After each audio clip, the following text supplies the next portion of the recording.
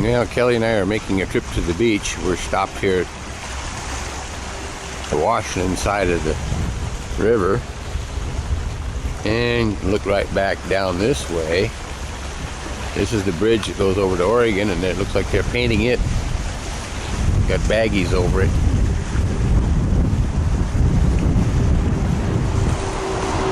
And right over in there, if this will pick it up, is Astoria. That's Oregon over there. So we're going to take a trip across the bridge and see the sights. You can see the way the clouds are here too. It's not raining or anything here now. It was misty earlier when we came through the mountains, but it's really actually quite warm for the 22nd of September. Well, we're on Highway 101 headed west from the end of the bridge, and we're going on out towards Ilwaco, and we're going to go see the sights in the Long Beach area for a couple of days.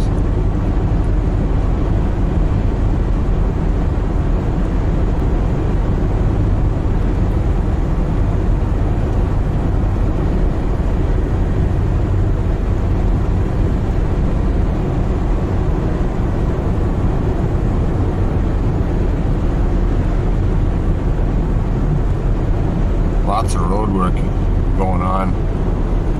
As you can see, the orange signs, shoulders closed, and the abrupt edge, and all this and that. And this is McGowan, an area that used to be known as McGowan. And up here on the right, we get past this curve a little bit. I can maybe look out to the right. You can see the church. This church has been here for over 100 years.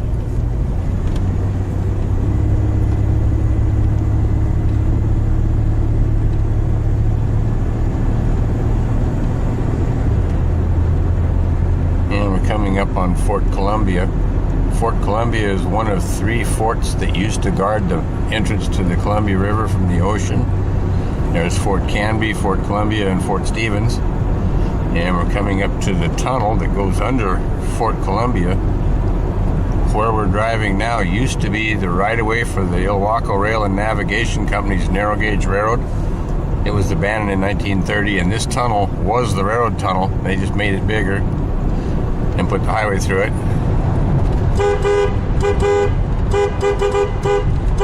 Right in front of you, think you're talking.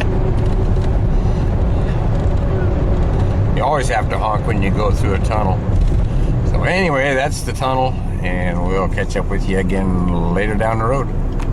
Well, this is North Head Lighthouse on the Washington coast, just up from Ilwaco a little ways. I think this lighthouse was built in the late 1880s or so. Don't know for sure. It is working though. If you watch here, you can see that the light is turning inside there. Maybe if we stand here long enough, it'll come on around. There it went.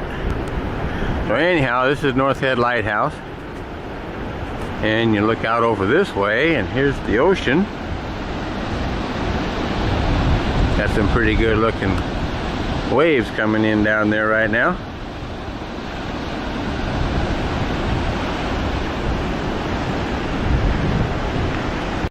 Says 1898 that it was erected, so the lighthouse has been here a while. I thought it was the late 1800s. Wasn't too far off. Here's a sign here at North Head. Don't know if I'm pulling this in very good or not, but anyhow, you can kind of see some of the wording. And down here at the bottom, the photo of the lighthouse when it was being constructed. This is the lighthouse keepers' houses. There's one here, and right across the way here, there's another one right here. This is where the lighthouse keepers and their families lived when this North Head Lighthouse was still manned. It's been automated now for about 50 years or so, I guess. So the state of Washington has these 2 lighthouse cabins, lighthouse keepers' houses that they rent out. I think that's each room is like $250 a night, something like that. So it's kind of pricey, but it'd be a neat place to stay. This is Dead Man's Cove. We're on our way up to the Cape Disappointment Lighthouse, and this is on the trail. How far is the lighthouse? Well, we're off of the part of the trail through the woods.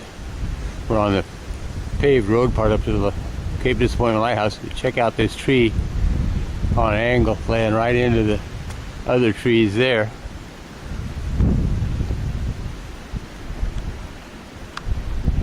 Usually right over in there is where it comes up out of. To the lighthouse. Look, it's the paved road part of things right now from the Coast Guard station up to the lighthouse. And there's Kelly right there walking up the hill. It's probably a 30-degree angle, something like that. And it goes on down and around, and it goes down over there. Dead Man's Cove from up on the trail, about 3/4 of the way to the lighthouse now. So anyhow, it's the Dead Man's Cove from a different angle. Well, we made it to the Cape Disappointment Lighthouse. This is the fog and stuff blowing in off the ocean. I hope that's just picking it up. Looks like it is. And right here is the lighthouse. And I guess it's still an operating lighthouse. And then they have a Coast Guard station here, right here, that they're supposed to watch for boats in trouble, but I don't think you could see anybody if they were out there. It's pretty foggy. We'll go around the other side of the lookout station here. And you can't see much of anything out there. But there's an ocean out there, and if you look right down here, you can kind of see it a little bit. But usually you can see down the Oregon coast from up here, but not today. And here's looking up Cape Disappointment Lighthouse again from down here on the sidewalk. And this is the lighthouse. Looking up from the trail, it's kind of right over here to the right. Wish I had this guy's car. Save all this hiking through the woods.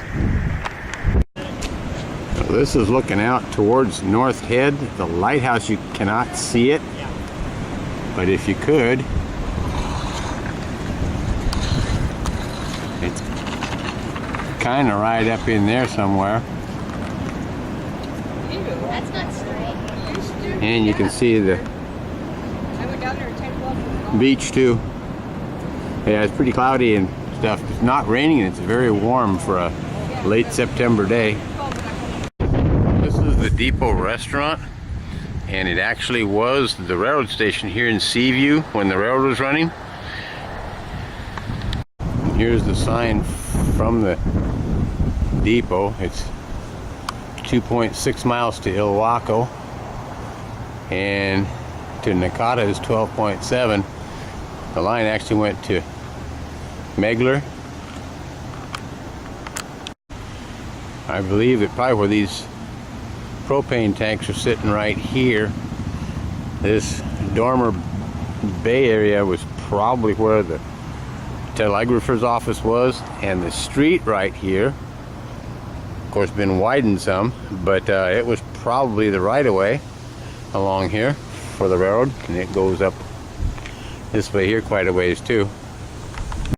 Well, here's the railroad crossing sign in someone's yard. I understand that this sign has not been moved, that it's always been here. It was from the railroad, and this street right here is where the tracks were. So this is where the roadbed through Seaview is. We're still in Seaview, and this railroad crossing sign is actually from the Ilwaco Rail and Navigation Company. Anyway, this is our old cottages that we're staying at, the Boardwalk Cottages. And it's kind of windy out here right now. Looking around the other day, these little cottages. And the office area here.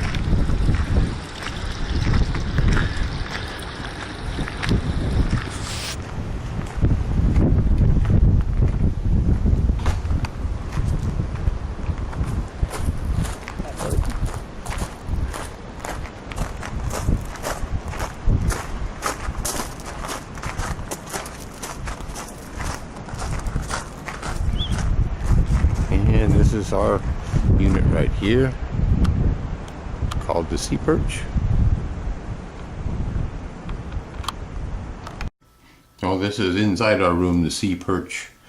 And there's the TV, and there's the bed with Kelly sleeping on it. We got plumb tuckered out this afternoon hiking the trails out to the lighthouses.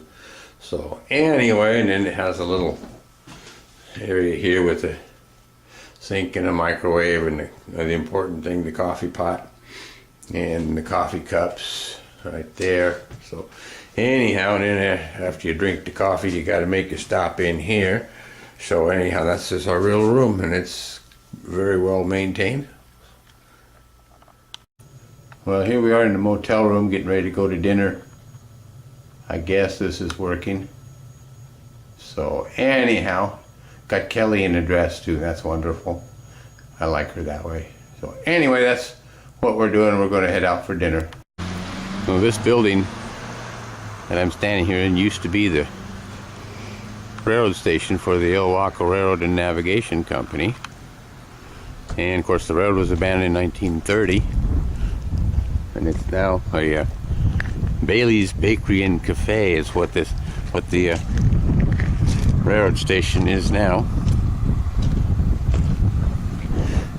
And you can see the front of the building here a little bit.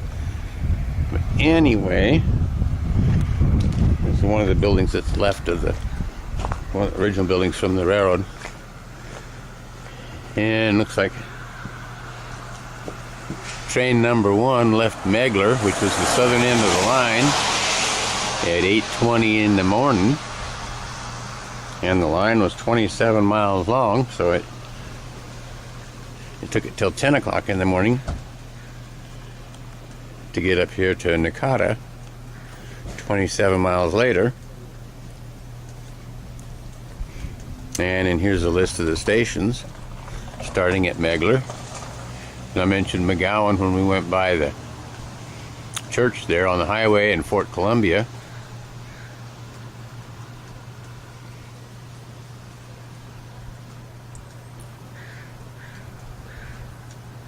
There's a list of all the stations. Well, this is Long Beach, and this is the Pacific Ocean, some of the breakers out there. But it's windy and nasty. It's not really cold, but it's windy and nasty. Looking up, this is actually Clipson Beach.